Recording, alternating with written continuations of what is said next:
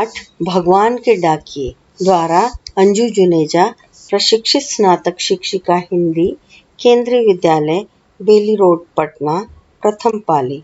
प्यारे बच्चों, आज हम भगवान के डाकिए कविता का अध्ययन करेंगे और जो कि रामधारी सिंह दिनकर द्वारा रचित है। ये उनका चित्र है, आप देख सकते हैं। अब हम इनके जीवन परिचय के बारे में जानेंगे। इनका जन्म 23 सितंबर 1908 को हुआ। इनका निधन 24 अप्रैल 1974 को हुआ। इनका उपनाम दिनकर है। जन्म स्थान ग्राम सिमरिया, जिला बेगूसराय, बिहार। इनकी प्रमुख कृतियां हैं कुरुक्षेत्र, उर्वशी, रेणुका, रश्मिरथी, द्वंद्व गीत, बापू, धूप छां, मिर्च का मजा, सूरज का ब्याह, विविध काव्य संग्रह। उर्वशी के लिए इन्हें 1972 में ज्ञानपीठ पुरस्कार से सम्मानित किया था। इसके अतिरिक्त अनेक प्रतिष्ठित सम्मानों और पुरस्कारों से ये सम्मानित हैं। तो हम अभी कविता देखेंगे। भगवान के डाकिए। पक्षी और बादल ये भगवान के डाकिए हैं जो एक महादेश से दूसरे महादेश को जाते हैं। हम तो समझ नहीं पाते हैं, मगर उनकी लाई चिट्ठियां पेड़ पौधे और पहाड़ बाँचते हैं। हम तो केवल यह आंकते हैं कि एक देश की धरती दूसरे देश को सुगंध भेजती है और वह सौरभ हवा में तैरते हुए पक्षियों की पांखों पर तिरता है और एक देश का भाप दूसरे देश में पानी बनकर गिरता है। तो प्यारे बच्चों, ये हमारी कविता है। आइए अब हम इसे समझने की कोशिश करें। पाठ प्रवेश। इस कविता के द्वारा कवि कहते हैं कि भगवान बादलों के द्वारा पेड़ पौधों पहाड़ों के लिए संदेश भेजता है। बादलों द्वारा बरसाया जल उनके लिए सुखद संदेश लाता है। कवि पूरे विश्व को एक मानते हैं क्योंकि प्रकृति ने दो देशों में फर्क नहीं समझा। वे कहते हैं एक देश से दूसरे देश को जाती सुगंध को कोई बांध नहीं सकता।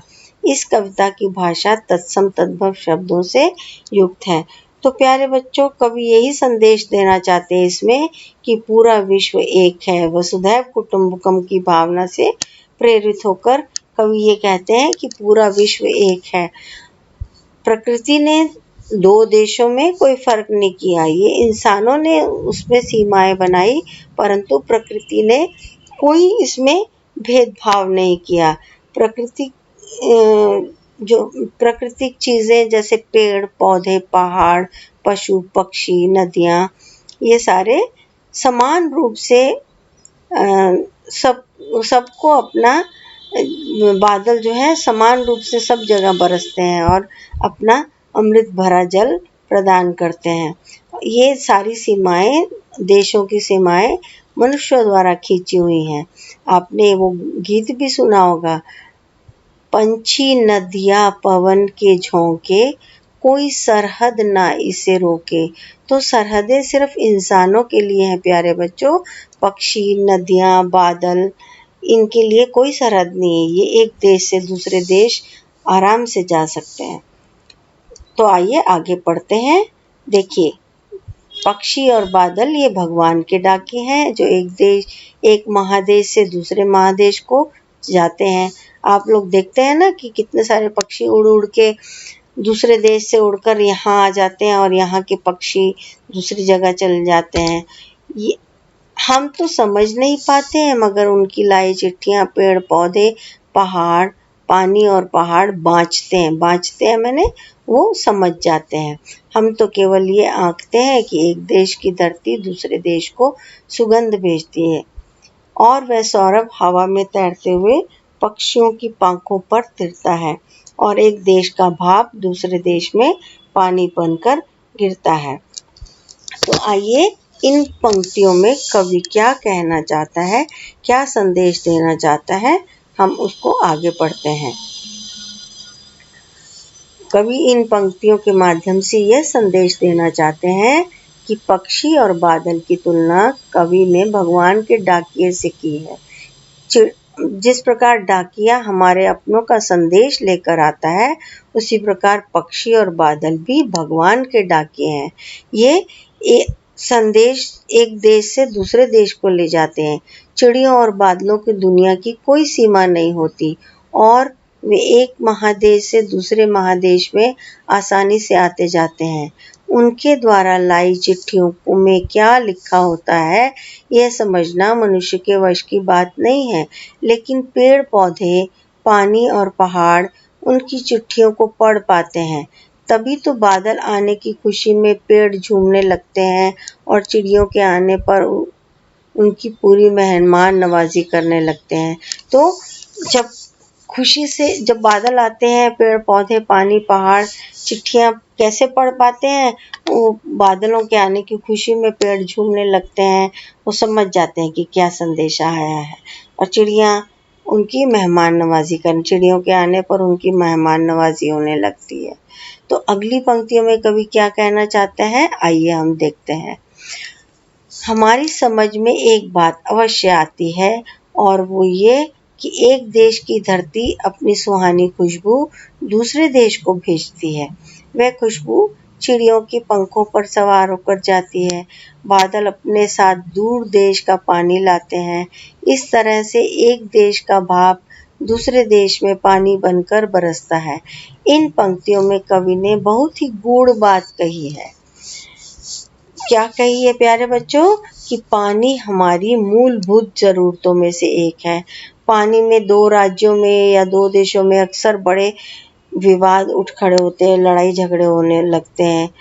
परंतु अगर हम बादल द्वारा लाए गए संदेश को हम सही तरीके से समझें और ये जाने कि बादल किसी में भेदभाव नहीं करते, वो सब जगह समान रूप से बरसते हैं, तो हम यह समझ जाएंगे, अगर उन संदेश को हम सही तरीके से समझें तो यह समझ जाएंगे कि ये मानवता का कितना बड़ा संदेश दे रहे हैं कि हमें आपस में झगड़ा नहीं करना चाहिए।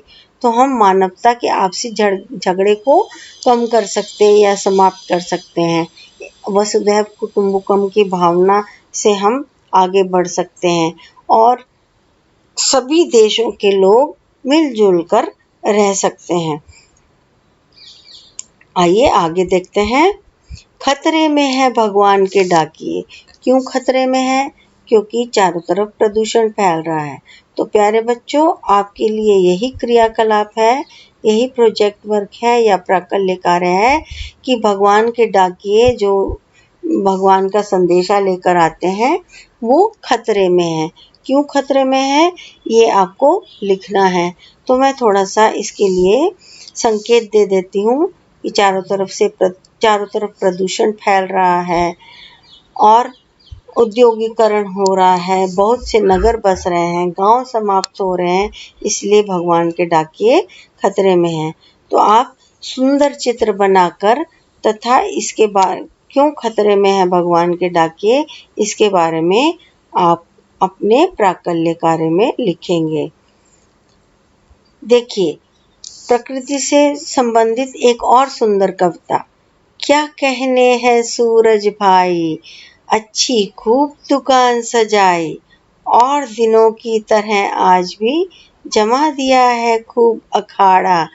पहले किरणों की झाड़ू से घना अंधेरा तुमने झाड़ा, फिर कोहरे को पोंछ उषा की लाल लाल चादर फैलाई। जो ही तुमको आते देखा, डर कर दूर अंधेरा भागा। दिन भर की आपाधापी से थक कर जो सोया था जागा। झांक झांक कर खिड़की द्वारे जब तुमने आवाज लगाई। दिन भर अपना सौदा बेचा, जैसे किरण धूप गर्माहट। शाम हुई दुकान समेटी, उठा लिया सामान फटाफट। बस फिर उस दिन बादल आए, जिस दिन लेटे ओढ़ रजाई। तो प्रकृति का कितना सुंदर संदेश है। इस कविता में आपने आपको प्रकृति क्या संदेश दे रही है, आपको ये लिखना है। जैसे भगवान के डाकिए जो है प्रकृति का संदेश लेकर भगवान की चिट्ठियां लेकर आते हैं। ये सूरज भी भगवान का डाकिया है, रोज आते हैं हमारे धरती पर। तो ये क्या संदेश लेकर आ रहे हैं प्यारे बच्चों, ये आपको लिखना है। आशा है अब आप इस पाठ को पूरी तरह से समझ गए होंगे। धन्यवाद।